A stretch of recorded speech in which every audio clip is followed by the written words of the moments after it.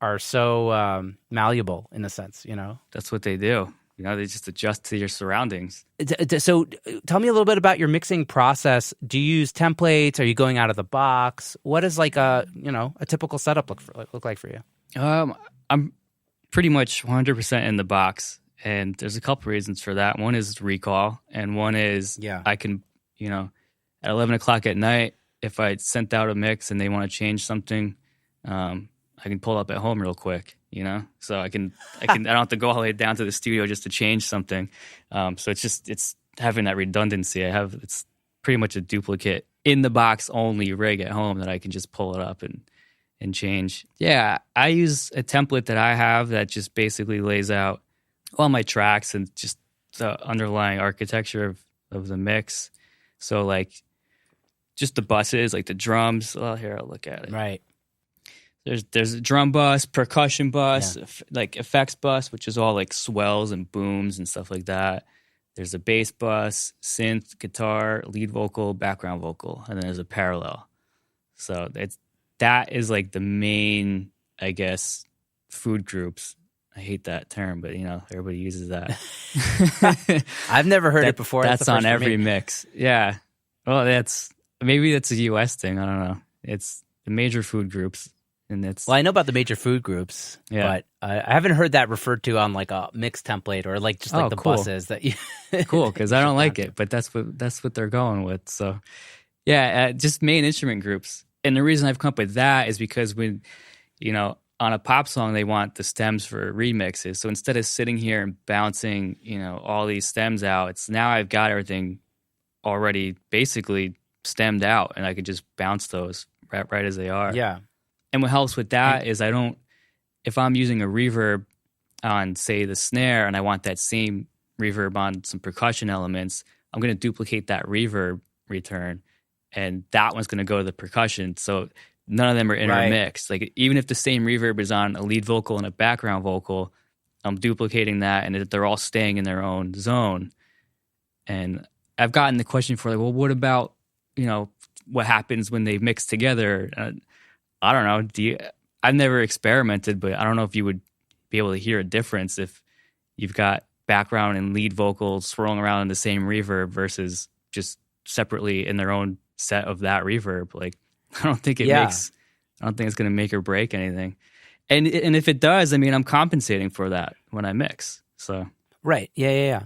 It's interesting that's something I haven't actually done. Is I have sounds like a very similar template to you, where it's just kind of, it's all about the routing, got the auxiliary buses, but I still send all my my reverbs and delays to like a FX bus. I don't actually send them back to like the vocal bus. You know what I mean? Right. I probably should do that. That's probably the smarter way to do it. You don't have to. I mean, it's just not what I've done. Yeah, and if it works for you, it works for you. Why are you going to change it up? But it does make it easier when it comes time to stemming everything out to not have that, But again, if you're just going to solo everything and go one by one, it's not going to matter. But I like to just crank it out. I spend enough time mixing it. I don't really want to spend, a whole day stemming everything out. I got to get on to the next one. Do you get a lot of stem requests? I send stems out with everything I do, whether they ask for it specifically or not. Just because you want to get it done with already. There's just a lot of guys will get remixes done, or they want it for backing tracks for a show. So usually if I just preemptively have everything stemmed out and give it to them, they have what they need to work with. And if they want like specific, specific guitar stem for a show, like maybe when I leave the acoustic out, whatever, I'll just reprint it for them that way. But yeah, I do it. And also as a backup, I can pull anything up 10 years from now with the stems and make the vocals louder, or turn the guitars down. So it's just part of my workflow at this point. That's crazy. Wow. I think I actually saw that you were working on a Hackintosh back in the day. Are you still doing that? Yeah, it's still running. Really? The same Hackintosh? I've upgraded it since. I think that was probably 6 years ago. I don't know. It was quite a while ago. Yeah, I still run that thing. And so many people are like, don't do it. Don't run it for like a professional studio. Like it's gonna ruin you. But like, I don't know. It's been fine. I haven't had one issue with it, And I mean, the drive is cloned, right? So if if something does go down, whatever, I swap the drive over and I'm back up in an hour. I'm not going to lose too much time.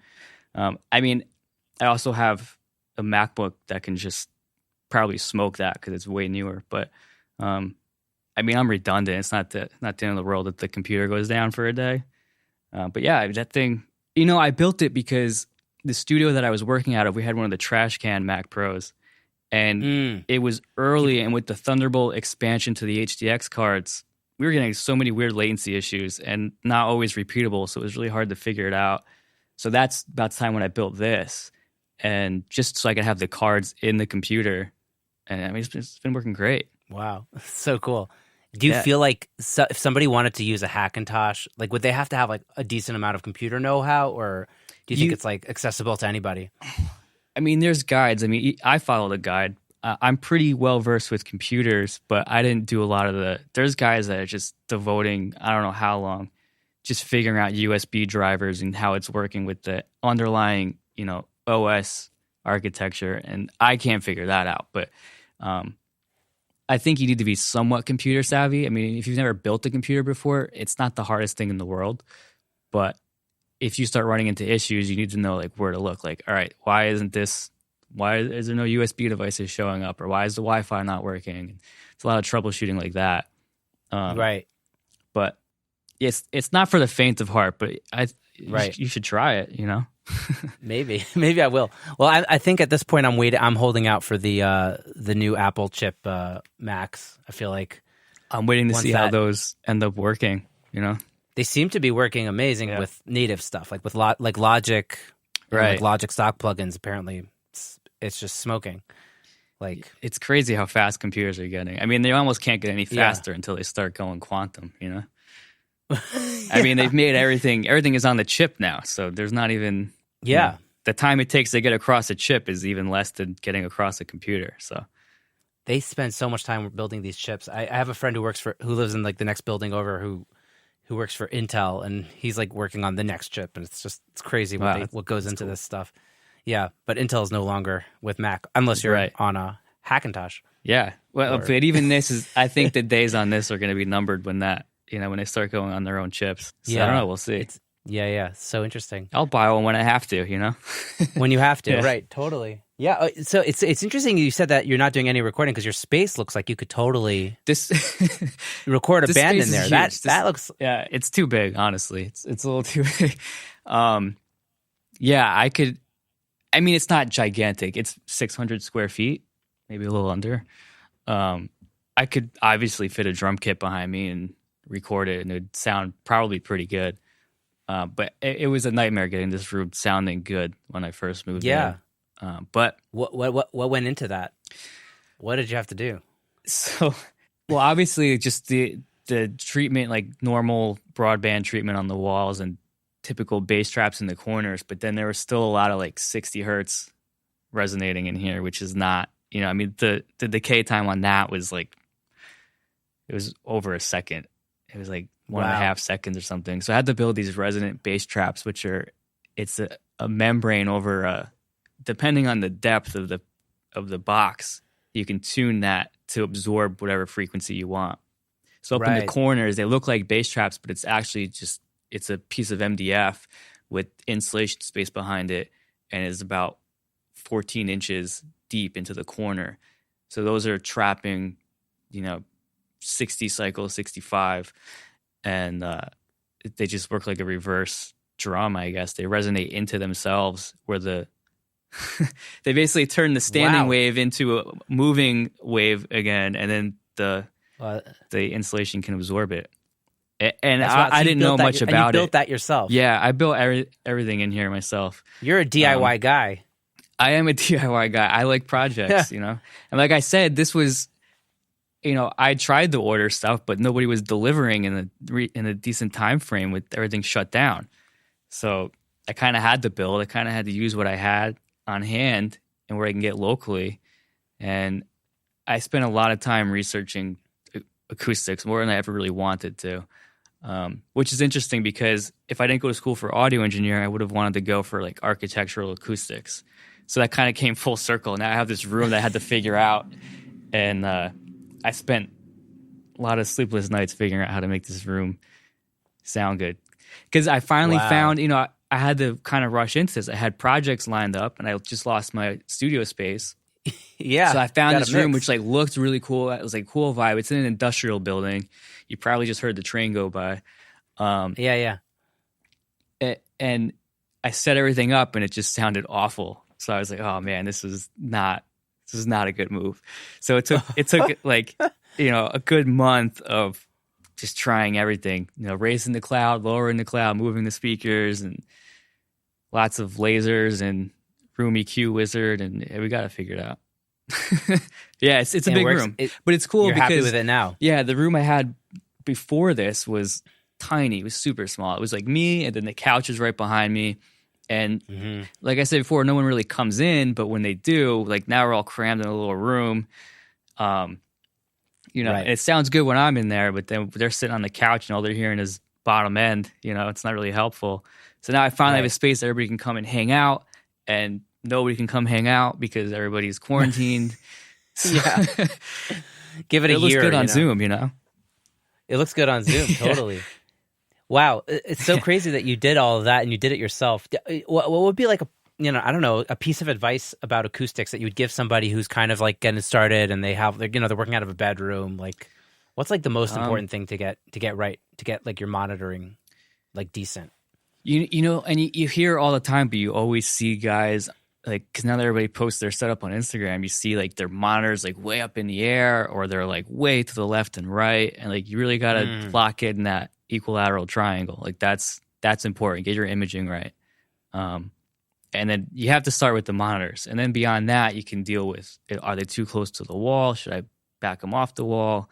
Look at, a lot of people just assume they have to put bass traps in the corners, but you might not. I mean, I think the key is getting like the decay times to be even. Then you can deal with frequency response. Interesting. Room EQ Wizard, it's a free app. Yeah. And for me, I mean, it's amazing. It just runs a sweep through your room, and it shows you everything you need to know, and you can figure it out and see where your problem areas are and treat those areas. Like, don't just put foam all over the walls because you want it to absorb sound. Right. You might not need to absorb that much 10K, and you might take the life out of everything. So, and this room isn't totally dead, but the walls are pretty far away. So it doesn't, nothing really comes back at me at a usable level. So it's pretty clear. You sound great through Zoom, so that's pretty telling, I got this new microphone. Nice. I hope you didn't buy it just for this podcast. No, but I don't really get to use mics too often, so it's nice to set one up and talk into it. Yeah. Instead of looking at them. Plug in. Absolutely. Yeah. So you're just using one of those like, I forgot what they're called, but the, is it DAT mics? What are they called? The mics that measure the room acoustics. Like very flat. Oh, yeah. I'm just using like the PreSonus measurement mic. I'm not even using like anything fancy because it's going to calibrate itself based on what it's hearing back into. There's like a whole process. I think it's on their website that tells you how to do it. So it calibrates on that, and then knowing that's your reference point now based on that, what it's hearing in the room. Right. It's like deducting. It knows what the frequency curve of the mic is. Yeah, and I just got a cheap like Focusrite interface because again, it's deducting that out of itself, so it knows what the measurement really is. Nice. I'm assuming you're not using the Focusrite. No, I'm not using the Focusrite for your mixing. No, I bought it just for Room EQ Wizard. Same with the PreSonus. Like I just got a minimal setup because the more I read about it, it's like you don't need all this. I'm not doing scientific measurements here. I mean, it kind of is, but I just got to get this room shaped together, So it didn't take anything super crazy to make that happen. Right. My acoustician, who I'm hopefully going to have on the show soon, he's agreed to do it, but like scheduling has been difficult. But when he actually did my first room, and this is my second room that he did with him. But the first room, he was like taking the mic, finding where the bass was really resonating in the corners, and that's where he would put the bass traps. And that's why those are up there, and that's why the back corner, there's some in the corner there. Yeah, you have to know what it's doing. This room, he did a completely different approach, and it sounds better. And I'm wondering, I'll have to find out a bit more about why he did what he did. But I basically have like a massive bass trap right in front of me, like behind my computer screen.